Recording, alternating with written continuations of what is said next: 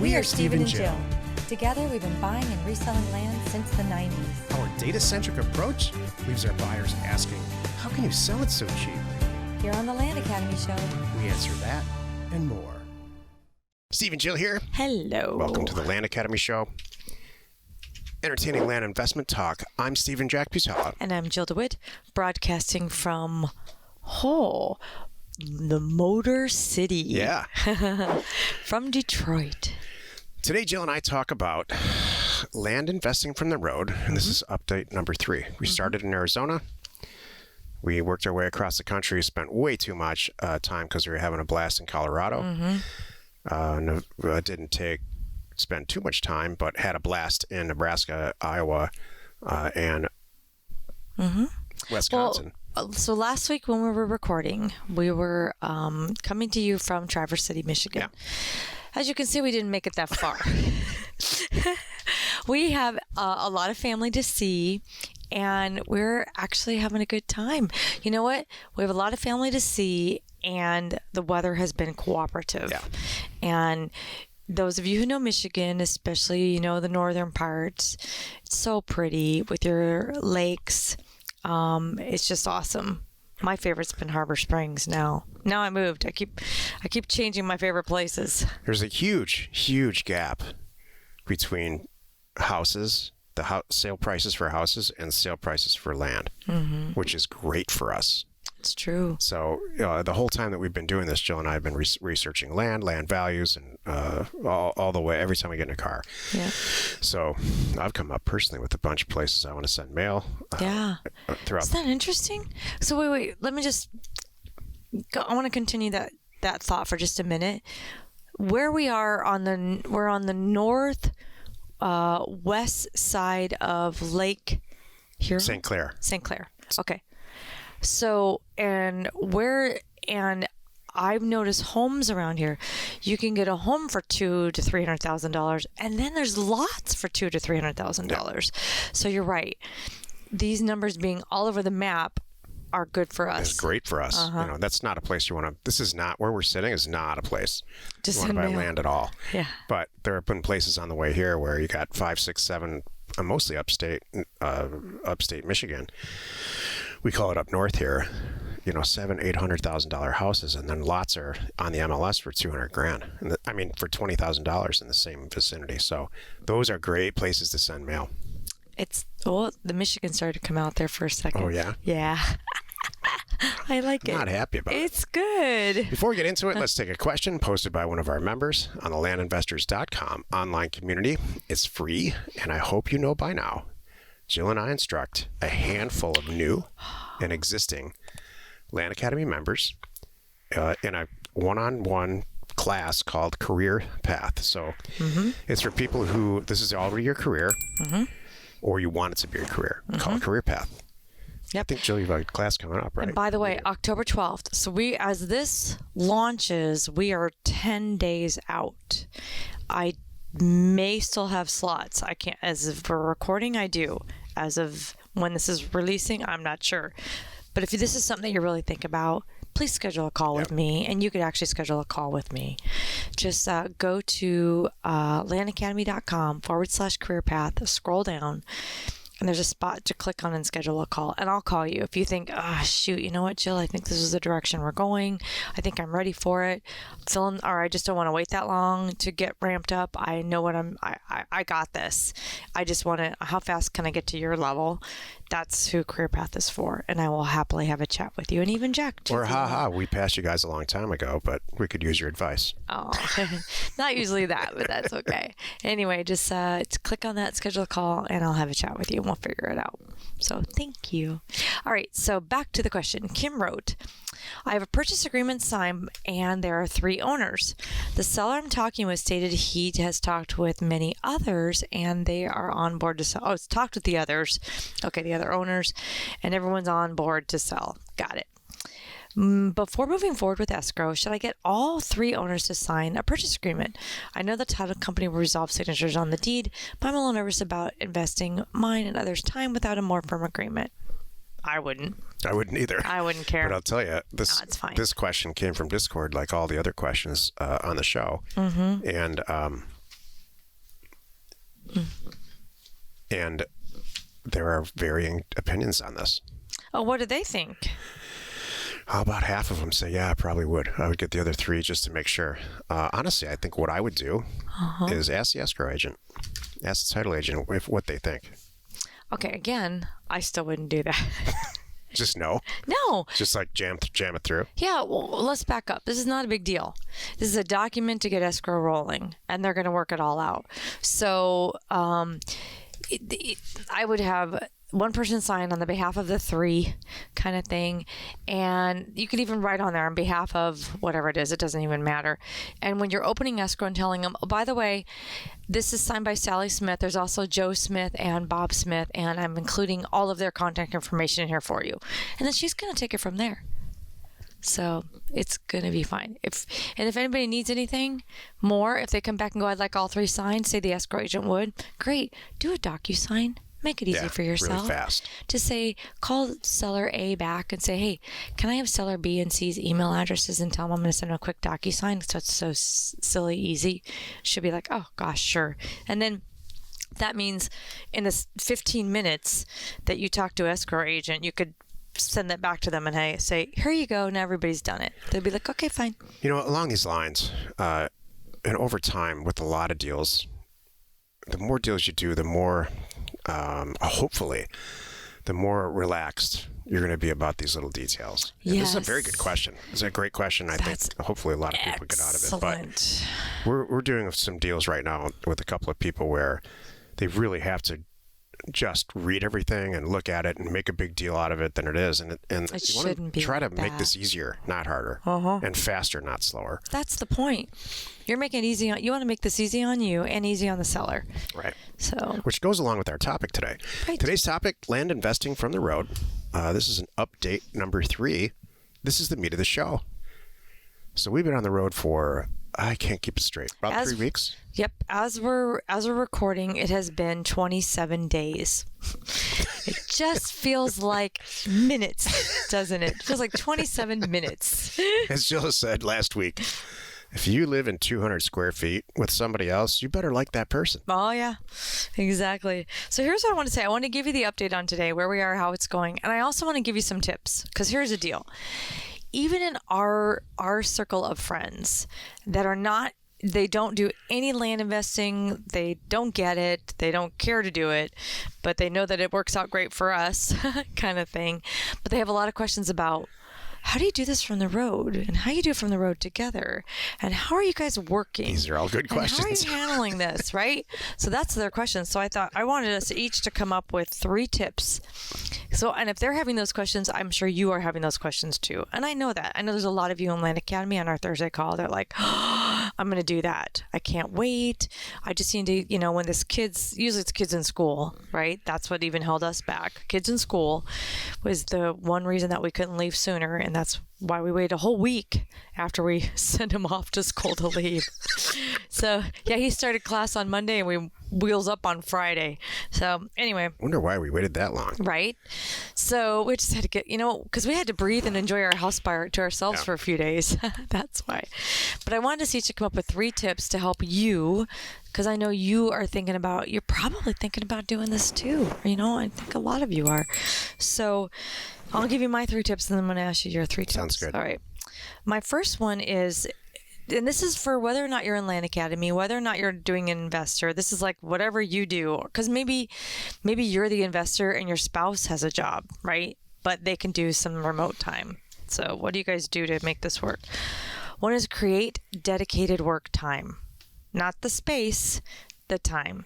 Because as you can see, you can cram whatever you have to do in not a lot of space. If I just sit in the passenger seat right now with my laptop on my lap, I could.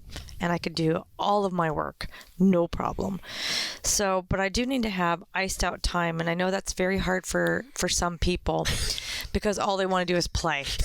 And you would think it would be me, right? That all I want to do is play, screw this work thing. Oh, the deals, they'll just happen by themselves. We've got some people that work for us. They'll just figure it out. This is more like a meeting between the 2 of us now. Well, it kind of is. So whether you're a Jack or a Jill, you do need to have some dedicated work time because if you don't, because again, this is update number 3 for us of being on the, and we're going to now do it like, we're going to do once a week. Our Monday show will be where we are and updates and stuff to help you. Maybe update number 6 is, you shouldn't do it at all. And update number 7 is, I don't know where Jack is. I left him in Toledo. Exactly. So, but if you don't have dedicated, and this is every time too, think about this. As an investor, you have to carve out time and get stuff done, or it doesn't get done. You have to have a schedule. It's the same as you're on the road and have dedicated time, because if you don't, the mail doesn't go out, the calls don't get returned, the deals don't get done, and the bank balance won't grow. So that's why you have to do that. And it doesn't have to be a lot, but you have to have it. So what's your number 1? That's number 1. Create dedicated work time. Yeah. My number 2 is whatever equipment you think you need, go small. Again, this is not for everybody. I'm sorry. Jill thinks that we can do all of this just on an iPhone. Sure. That's it. Without electricity. You know what I need? And no internet connection. Yeah, I need a cell phone and a flashlight. That's all I need. This show is pretty much with a cell phone and a flashlight. Next week we're going to do that. We're going to do Jill's way.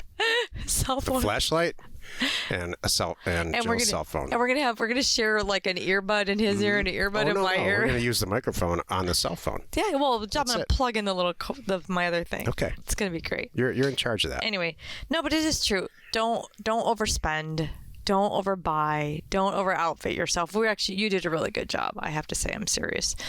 And if you find you need things on the road, you can get them. There's a lot of Best Buys. Trust me, we've been in many of them. And you can, wherever you're staying, you can often have Amazon packages shipped. It's not nuts. And I'd rather you not be hauling around a bunch of stuff going, well, this is stupid. Someone even said something to us. Oh, I guess, because like we had to plan. We're in very tight quarters, right? We had to plan from everything from summer shorts wear and our bicycles to a wedding. So I've got, and all the seasons in between. So this is one of my numbers. Yeah, so the woman last night said, a friend of ours said, so then you just ship things home. I'm like, no, we got it. It fits in fine. So, all right, then my number 3, and I'll let you go. My number 3 is be flexible, because that comes up for a lot. Like every minute. Yeah. I was going to say multiple times a day.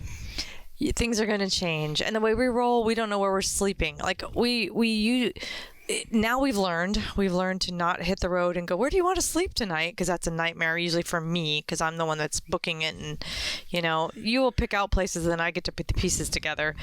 But we usually know a couple nights out, where we're having a plan. But things change. Number 1 for me. Okay.